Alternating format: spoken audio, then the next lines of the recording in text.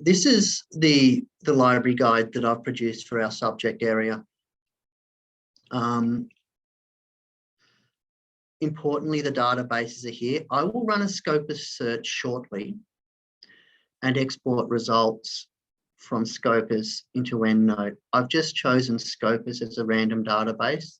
Most databases, or pretty much all databases, work the same. It's a process of searching the database, selecting the references, and then exporting to the EndNote library.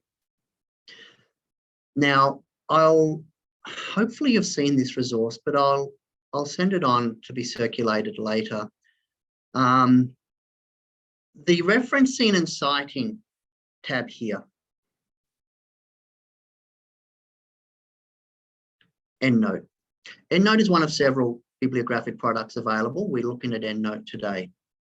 EndNote. All the information is here, or most of the information. We try to keep this up to date. I am using Windows machine now. Now, Mac users, please study the information here. There are some technical issues with some of the Mac operating systems. Please refer to this information. We try to keep the technical stuff up to date. Most of what I'm covering will be covered on this guide. Mac, again, some differences in exporting results, and the referencing is slightly different. But look, I know many Mac users who use EndNote, no problems, particularly latest versions. So just have a look at the technical information here. We at the university have a site license for the software, so please don't purchase it. You can download the program files from this guide. Please study this guide after the session. If you want to use EndNote, please download the software and refer to this resource. We try to keep this up to date. We are using, and this was another source of anxiety the other day in our face-to-face session. We, the university, is still supporting 19x9. That's been removed from some of the teaching labs here at the university. They haven't installed X10, 20. We are still using EndNote X9. So when you download the software, you will download that version. That's the version that I'm using now.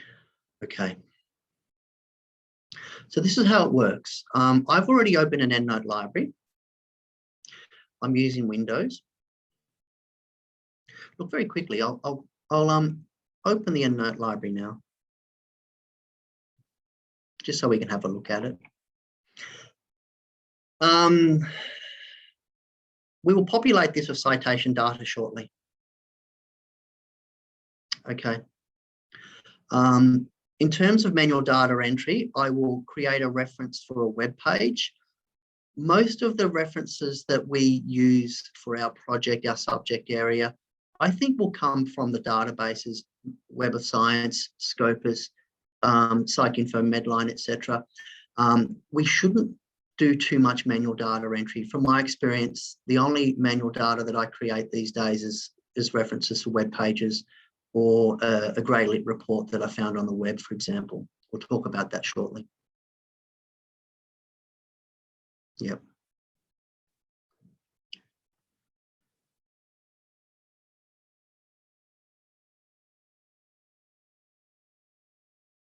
I've chosen Scopus as an example.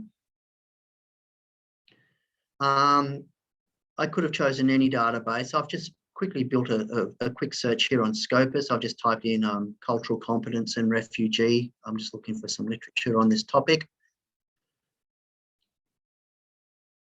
EndNote has what's called connection files. There is theoretically the ability to search some databases within the EndNote library. My preference is to search from database and export to EndNote. You get better control of the search by searching at the database level. Quickly run this search. Okay, 612 results. Depending on the project, If I'm working on, say, a formal systematic review or scoping review, I would usually work at my search strategy, and when I'm happy with the results and the search strategy, I usually opt to import, or rather export from the database, all of the results. But in this case, what I'll do, let's just say I'm working on a regular assessment task.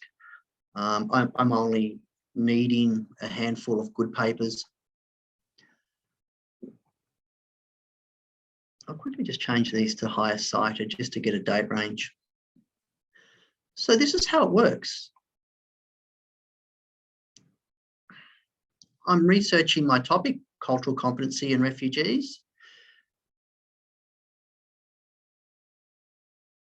We select the papers that we want to export to our EndNote library. If you don't want all of the papers, it's just a process of going through the results and just selecting those that you want for the task at hand. Do this page at a time if you're not exporting all of the results. I'll just get a good range here.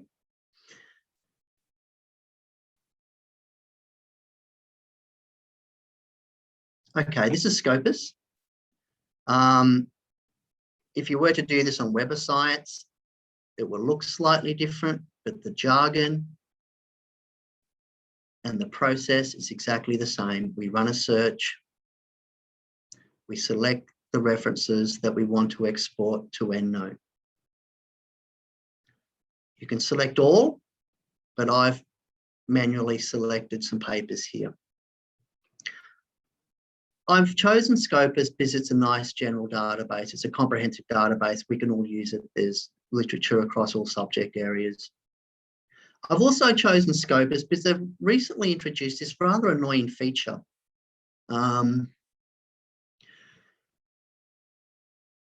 If I was to click on RAS export here, the data file will download. That's good. Straight into my EndNote library. But those of us who are working on reviews, and even if we're not working on a review, next to the RAS export with Scopus, there's a little downward arrow, and this is inconspicuous. If you are using Scopus, just be careful to click on that downward arrow. If I was to click on RAS export, all of the references would go straight into my EndNote library without the abstract and keyword. I prefer, when I'm working with EndNote, to always get the abstract, especially those of us working on scoping or systematic reviews, because our initial screen will be based on abstract. So that little arrow next to the RAS export, open that up. Export options here, we are using RAS format, RIS format, EndNote. That's important, I think, to get the abstract. That's why I prefer to open up this page. Now, when I click on export here, a data file, an RAS data file will download.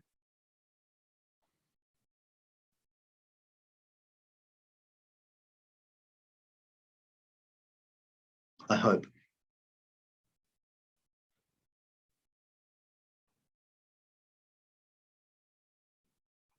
I hope that worked.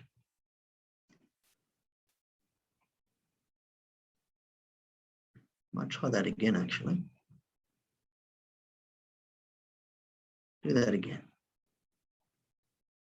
Search. EndNote uses RAS format. Could you do that again? I don't know what happened there. Hopefully it downloaded.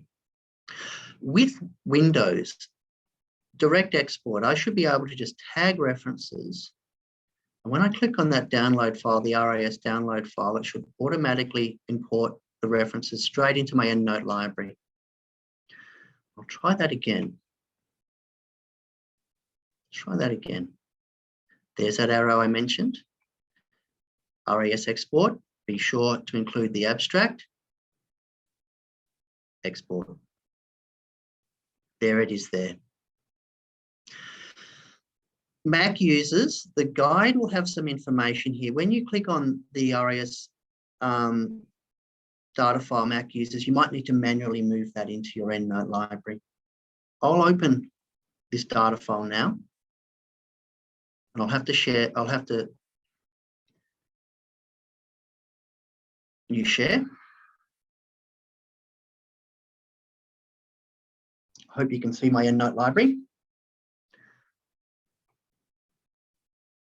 Windows users, it's usually pretty straightforward, the direct export. The RAS file will download, click on that data file, direct export to the EndNote library. Mac users, it's maybe another step, but it's not too difficult, a little bit more opening of files. But look, consult the guide later. You can do this. It's certainly better than manual data entry. Web of Science, Scopus, the Ovid databases, they work well with EndNote, and I prefer to use them over Scholar because the quality of the bibliographic data is from my experience, much better. So once we've exported journal papers into our EndNote library, we open the record.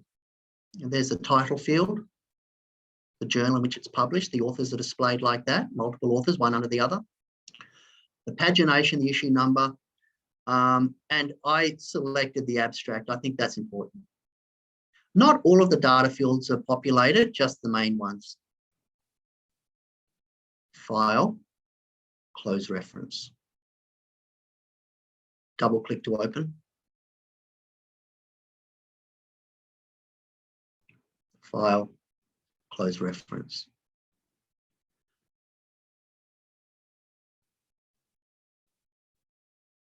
Yep.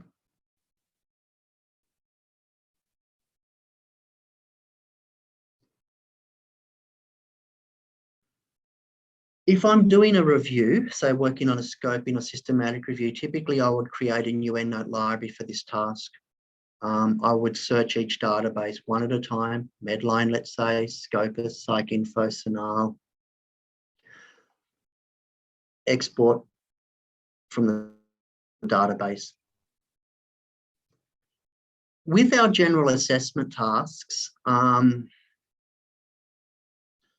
would recommend just having one EndNote library. We can use this for other activities, all of our subjects. What I would usually recommend doing with EndNote, before we move on and talk about some other features, to avoid the temptation of creating multiple libraries, I prefer to have one library and use the group function. Groups are nice and easy to create. You can create a group. Let's call this assessment 1.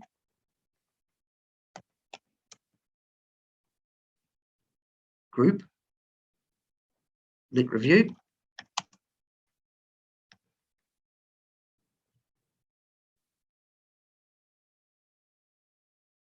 Epidemiology. Think of these as sub-libraries.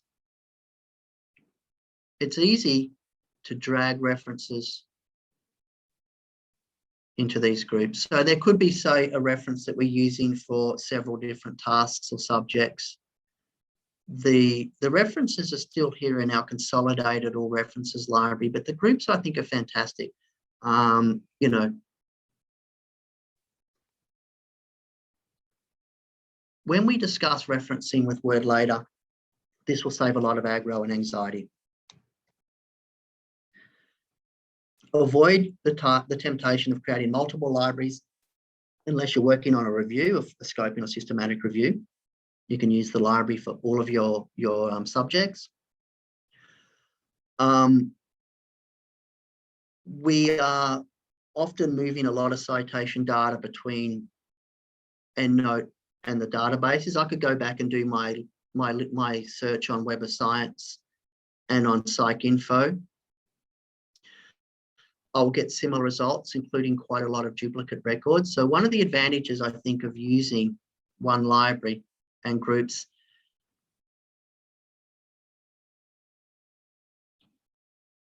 is the ability to screen automatically for duplicate records. So let's say I run my search again on Web of Science. I'll probably get an overlap of 90%.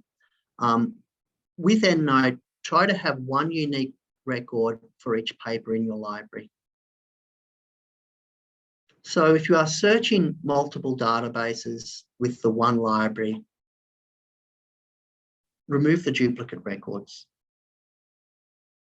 There are no duplicates here, but if I was to do this search on Web of Science, I'd probably end up with, I don't know, maybe 80, 90% duplicates.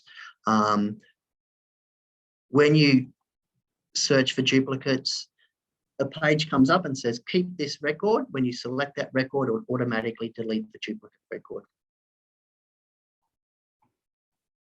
So groups are fantastic. One record per bibliographic item in your EndNote library. Okay. What I want to quickly do now is show you how to manually create a record. Look, incidentally, here's the preview. The resolution's not great, I'm afraid. I click here and the citation appears here. This will be clearer when I reference with EndNote shortly in Word. From my experience in our subject areas, the only manual data entry we will need to do is for web pages or some grey lit document that we found on the web that we can't export from a database. I will create a manual record now for a web page that I found earlier. References.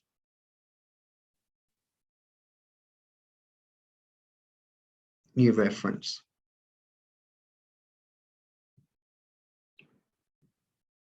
EndNote loves pull-down menus. The default reference type when we manually creating a reference is set at journal article. Lots of different reference types there. Most of these I've never used and probably will never use. But down the bottom, there is a reference type for web page. Look, occasionally I do need to create a reference type for an edited book or a book section. That's also available. But what I want to do now is manually create a reference type, or a reference rather, for a web page. Select web page. Okay.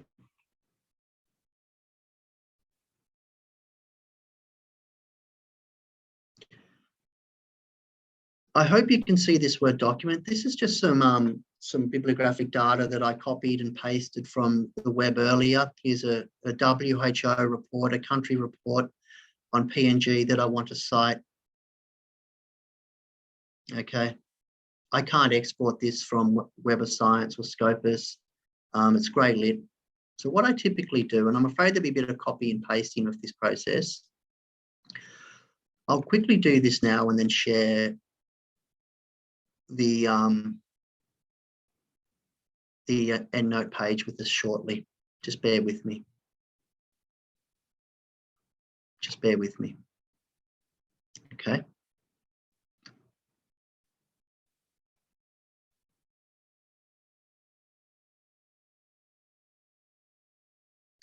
I'll share my page shortly.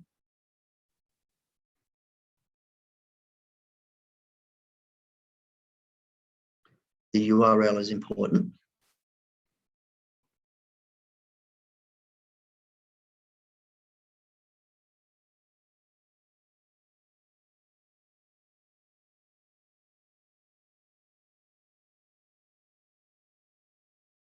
Okay, I hope you can see the EndNote page here.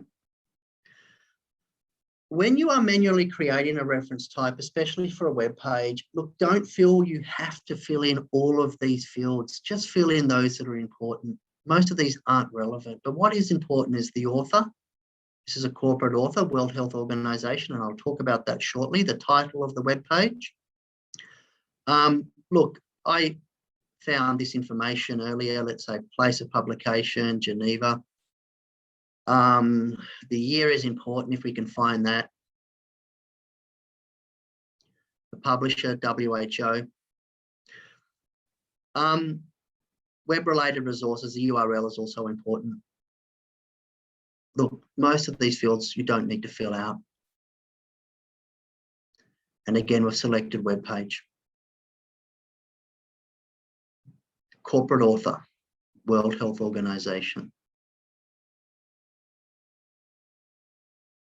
Close reference. Save, yes. Okay.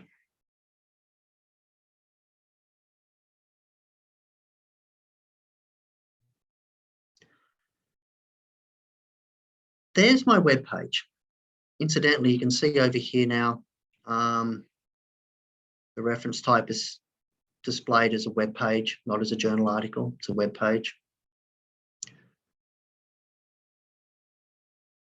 Most of the web pages and indeed grey lit reports that we will reference are published by what are called corporate authors. The University of Melbourne, World Trade Organization, the Department of Foreign Affairs and Trade, World Bank, etc. You might not be able to see this, but this is how this reference will appear in my bibliography. EndNote assumes that authors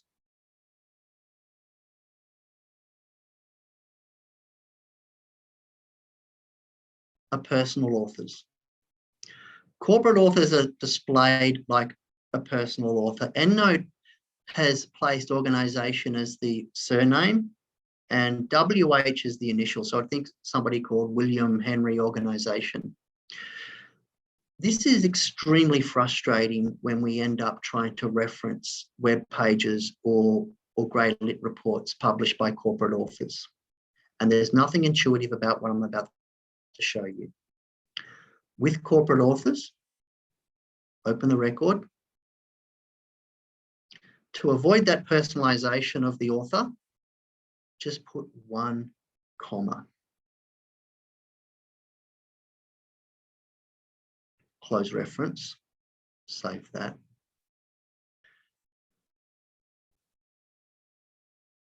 Don't know why it's saying that. I hope it's not too damaged. I'll have to try that again, people.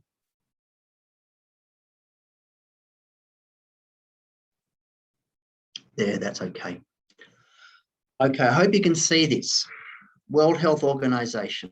It's no longer displayed as a personal author. This will drive you bananas when you're trying to reference with corporate authors later on in Word, which we'll look at shortly. Groups, direct export. We've manually created a reference. Now, usually,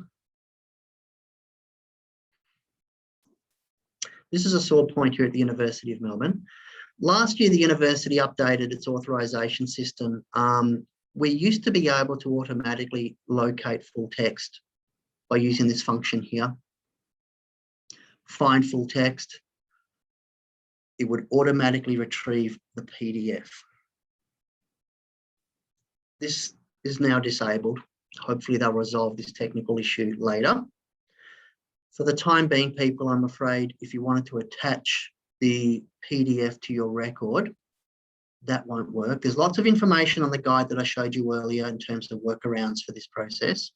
But what I'm doing is the trusty but rather slow process of manually downloading a PDF and then manually attaching that PDF to the record.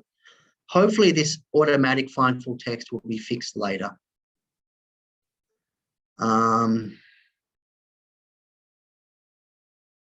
Yeah, it's some technical problem. Look, I hope this works. I've saved some documents earlier.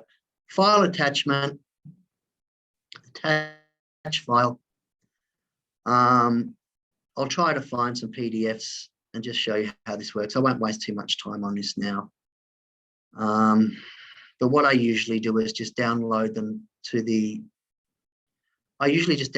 my desktop and then manually attach them. I've got got so much junk on my desktop. This is disgusting. Look, let's say this is the full text PDF.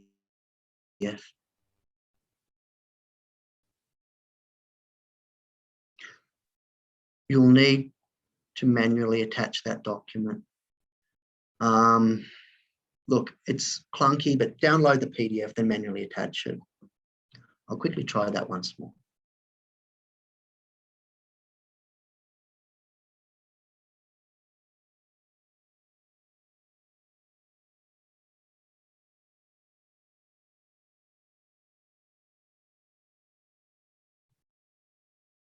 Oh, here's some nice PDFs here. Hopefully this works. There we go. So that's how it works. You know, my point is this: you can create an archive of PDF papers as well as just references. You can also attach a Word document. I'll quickly try that just once more.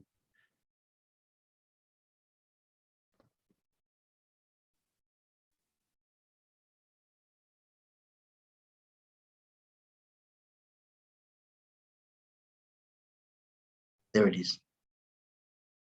Hopefully this automatic find full text will be fixed. For the time being, I'll refer you to the guide, and there's information there on attaching PDFs.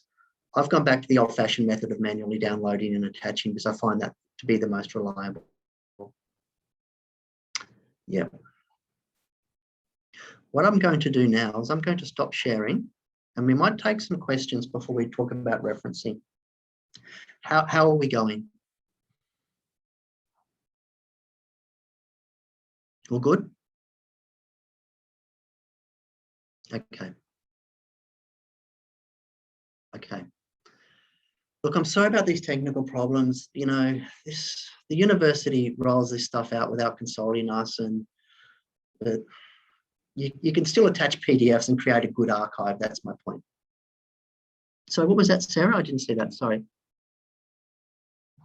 I'll have a look at the chat.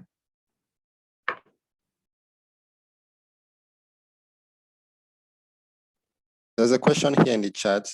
Do you have to attach files in order to use EndNote to do referencing in Word? No, you don't. You just need the citation data. Just the citation data. You don't need to do that. Look, to be honest, with manual attaching records, with a review at least, a scoping or systematic review, we only usually commit to reading the full text or collecting the full text if we've screened the paper based on title, abstract, and it fits the review. That's usually the second stage. But, you know, like I said, I'd recommend building just a good general EndNote library that you can use for all of your subjects and assessment tasks. And while you're here at the university, just build a good archive of PDFs, which you can keep. They're stable. Okay. All right, there's one other question. Hi, Jim. Hello.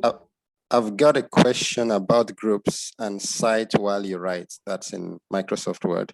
I have a few groups because I did a systematic review. I also have a group for references for my introduction, discussion, etc. What I found annoying was when I would use cite while you write in Word, it will come up with everything in my entire EndNote library. Is there a way I can specify a group when using cite while you write?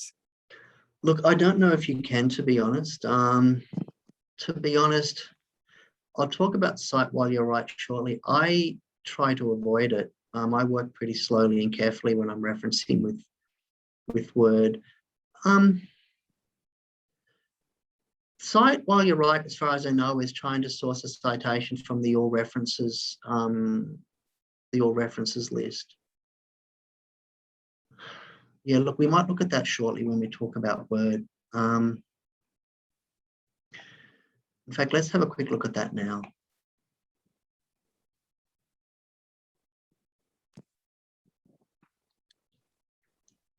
This is a Word document. Can you see this okay now? I'm sharing the right, okay. Look, when you load the program, open a Word document,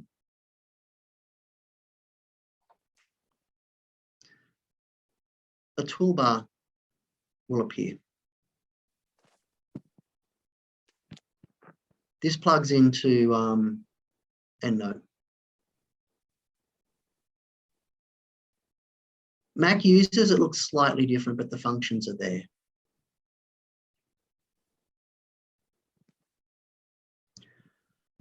With referencing, as I said earlier, my experience with EndNote technical problems, other than installation issues, most of the problems that occur relate to that EndNote Word interface. EndNote is not a Microsoft product. Again, it plugs in to Microsoft. I use EndNote as a database. I manually reference. That's my preference, okay? Most problems that people encounter are referencing in Word. EndNote was originally designed as a bibliographic database. The referencing function came later. The styles that we use, APA and Vancouver, are good. Harvard is problematic, and I'll talk about that shortly.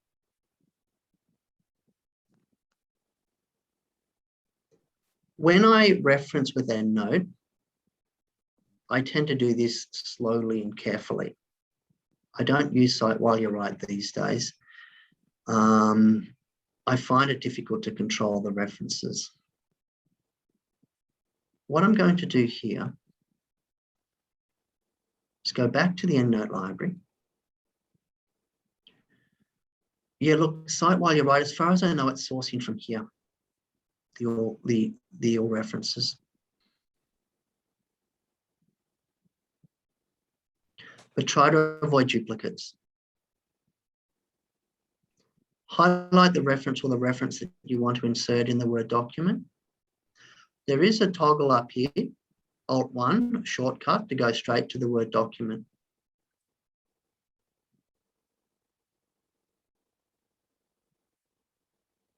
I'll have to share the Word document again.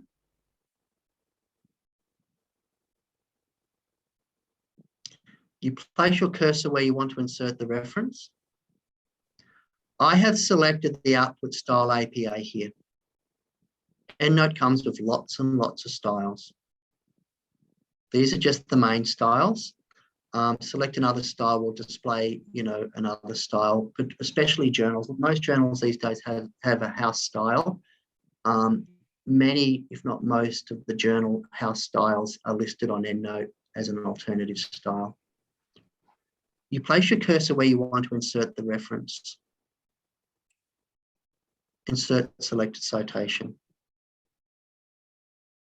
Hopefully this won't take too long. APA is an in-text style. A bibliography is automatically generated underneath the document.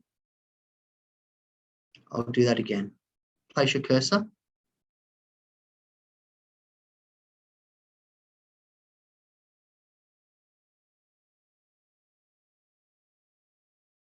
Highlight the reference or the control key, the references that you want to insert in your document. Go to Word, new share.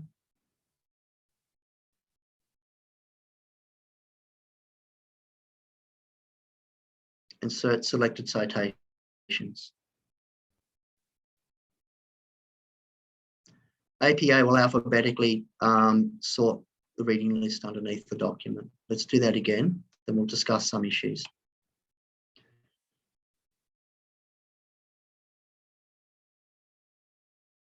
There's actually a shortcut to EndNote. Go to EndNote, okay, but I'll quickly new share.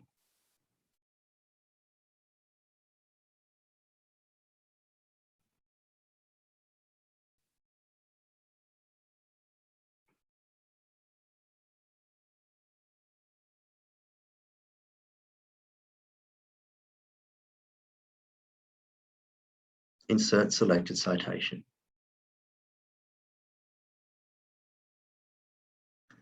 I do this slowly and carefully. That's my preference.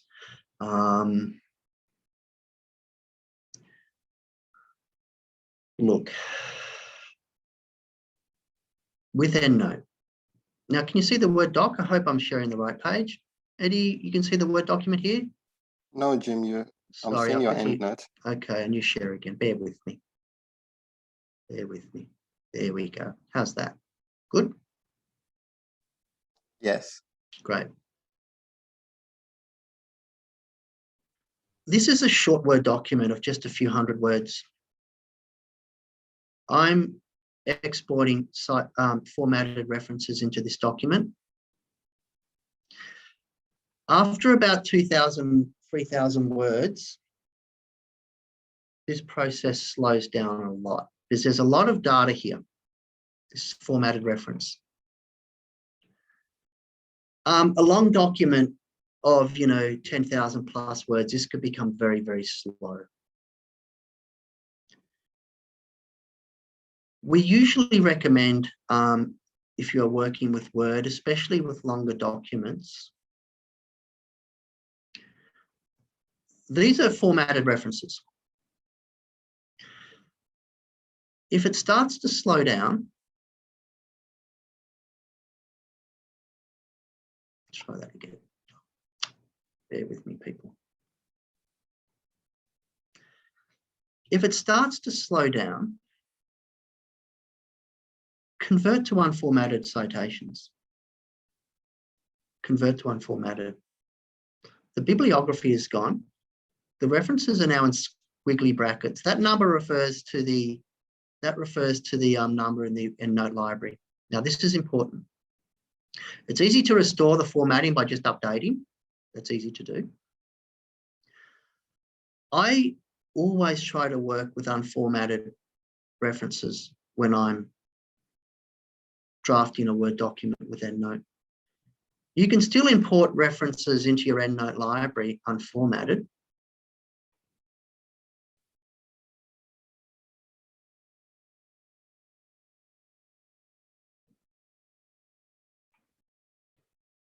Again, update to restore. There they are.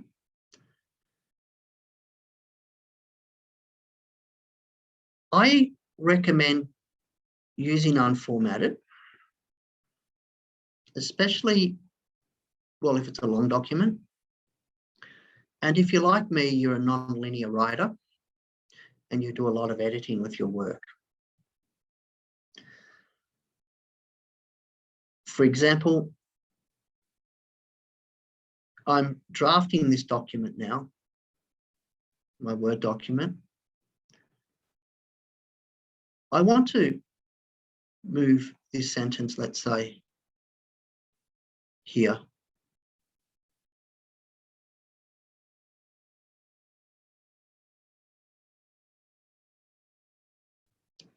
Yeah, look, this section here, let's say, is a good concluding section.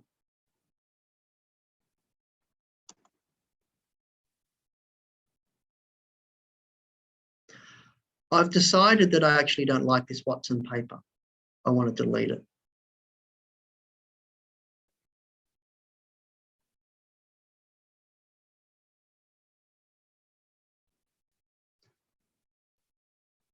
I'll use this by paper instead, let's say.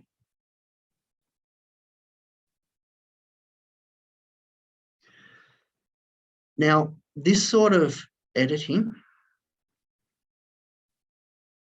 becomes very, very problematic if you try to do this with formatted references.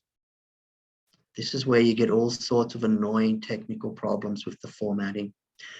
EndNote hates it when you try to do any type of formatting with formatted bibliographies.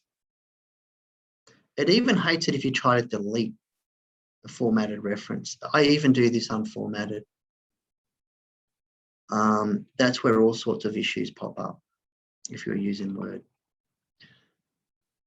If it's a small document, sure, just put the references straight in, but I try to work unformatted.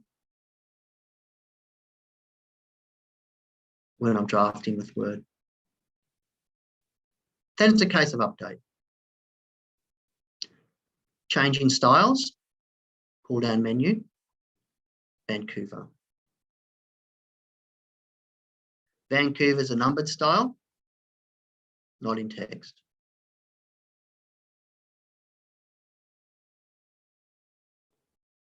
Jim, Please, yep. could you talk about adding page numbers to in-text references? Yep. What I'll quickly do, because I've added information to the guide on this, and I'll quickly do that now and use share.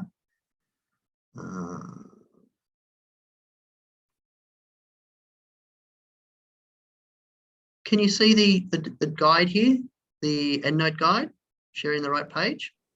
Yes. Good.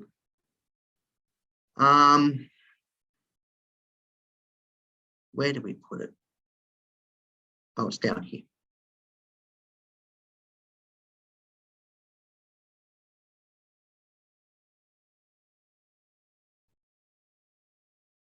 I think it's here. Look, it's here somewhere. We did include some new information here on the process of pinpoint referencing using, it is here. I can't remember where I put it. Pinpoint referencing using pagination. Look, there's a number of ways to do this. My preference, to be honest, is to do that at the very end with unformatted, with convert to plain text, especially if I'm doing APA style, because that often requires a bit of cleaning up. Look, there is information here somewhere on pinpoint referencing with pagination. I forget where it is, but it is here. I looked at it the other day. Last, it is here somewhere. It is here, believe me. What I prefer to do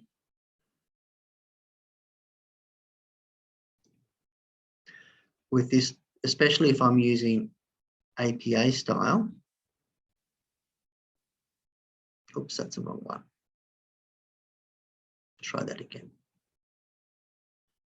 If I am referring to a particular page, I'm quoting verbatim, I usually do this at the very end. Because often with APA, if we are describing the author in the context of the sentence, we then don't need all of the authors. So we could be saying, you know, Haig says that this paper is the best ever published on cultural competence forever.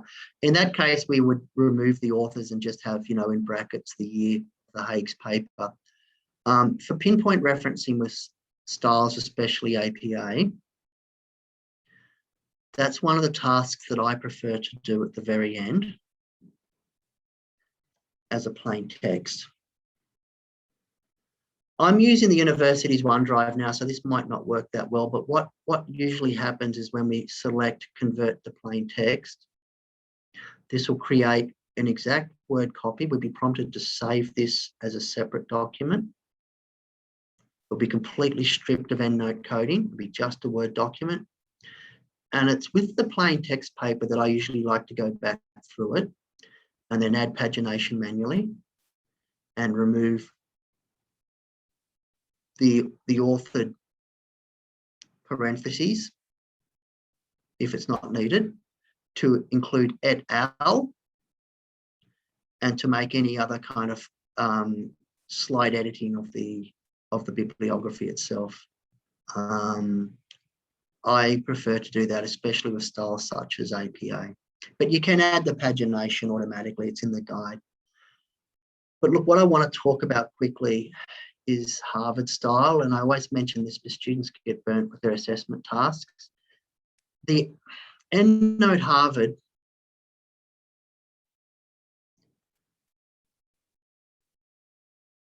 try to find it if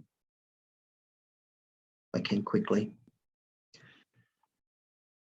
is very, very different to our Australian Harvard, especially the one in our course outline.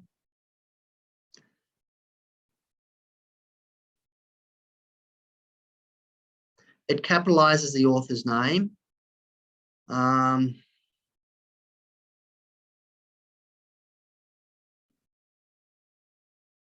This hasn't, but there are lots of different Harvards. The point is this, they're quite different to the Harvard in our course outline. So I would not use the Harvard in EndNote. If you can use APA style, use APA style. Jim? Yep. I think the change is in the bibliography at the end of the document. Yeah, let's have a look. Yeah, there it is there. It capitalizes the authors. This is quite different to the output style that we have in our course guide. Students get penalized for this. So with Australian Harvard, what I'm going to quickly do, and I forgot to do this last year, and I felt bad about it. Here we are back on our course guide. Additional output styles. This corresponds with our understanding of Harvard style.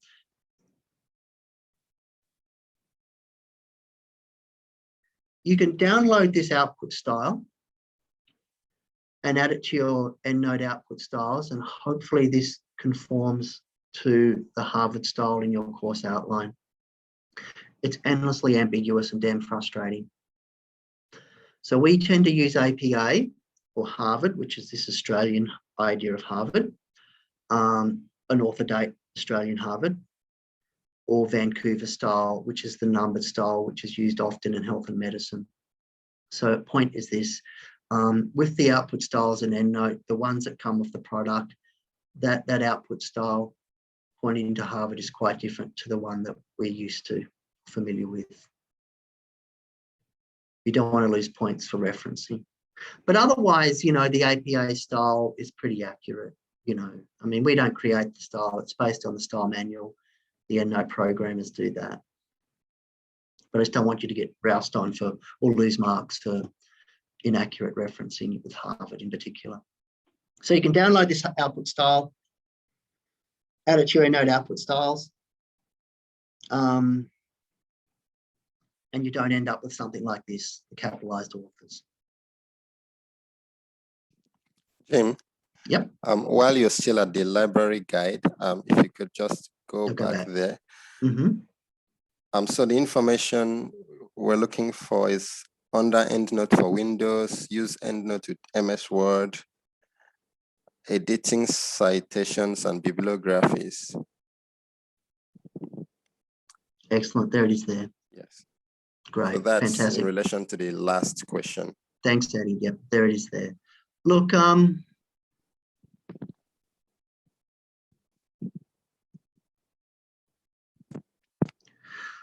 look, we don't need to worry about footnoting and stuff like that.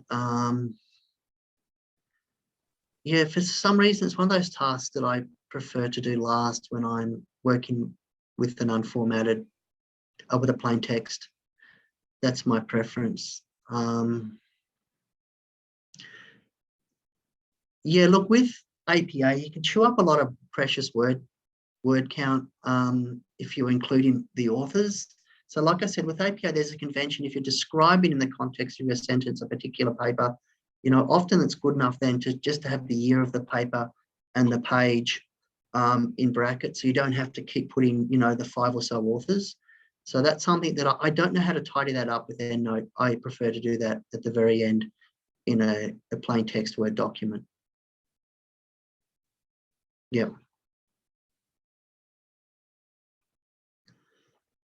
How was that? Questions, comments? Yes, there's another question from Elisa. If I'm writing an assignment and keep referencing the same paper, can I just copy the unformatted citation that is created at the first time, or must I keep going back between EndNote and Word and selecting insert citation? Yeah, usually keep inserting the same document. Look, with APA and Vancouver, it will just add it to the bibliography. I do that. I go back and I keep referencing it again and again from my EndNote library. I try not to copy it. Look, you can copy and paste the untext formatted. You can do that. It won't affect the search, but just be careful to capture all of the squiggly bracket and the the correct number. Look, you can do that, but I'm very cautious with EndNote referencing. I prefer to sort of do this at the very end as my last task and just go through it one reference at a time and then update. Like I said, over the years, I've just experienced so many annoying problems with the referencing with Word. But yes, look, in theory, unformatted, you can just copy and paste the reference, but keep the squiggly brackets. Right. So someone else is that annoyed. So there's a question here. Sorry, I can't. Testion Nichols is saying, how much more useful is this than doing it manually? Look, it's probably quicker. At the end of the day, it's up to you. But remember, the person reading the document, reading your assessment task, they don't know or care if you've used EndNote. They just want to see that you've got consistent references that conform to the style. It's totally up to you. I suppose for a good style like APA, it's probably quicker than manually referencing. One of the reasons why I like to manually reference is at the end of the writing process, it's a good opportunity just to go back over the document and look at it. And I find as well, when you're manually referencing, this is my preference, you get to know the material better. It's not just that mechanical or perfunctory task of just inserting reference straight into a Word document. But look, it certainly is efficient and it is quicker. And if you don't have an eye for detail, at least when you are using EndNote referencing, you know, there should be some accuracy and consistency between the references. That's important.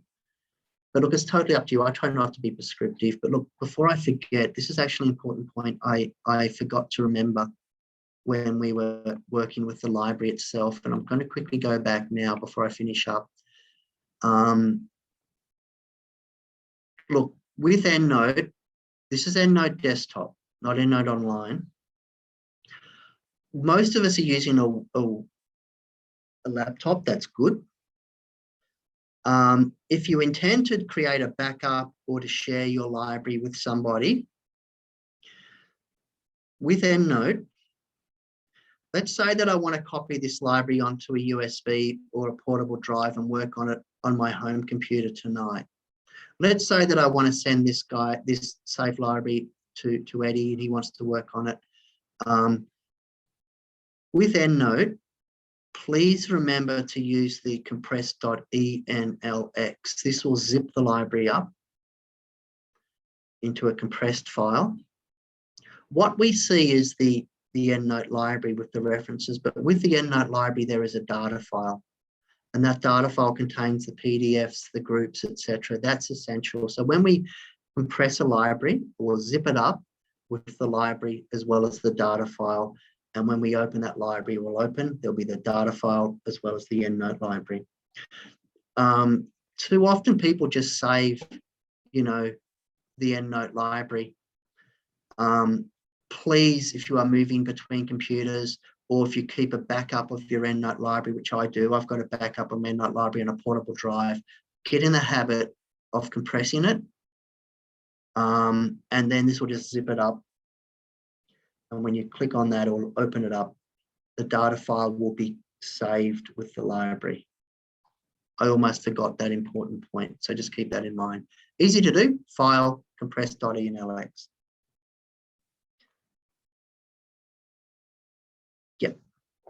Okay.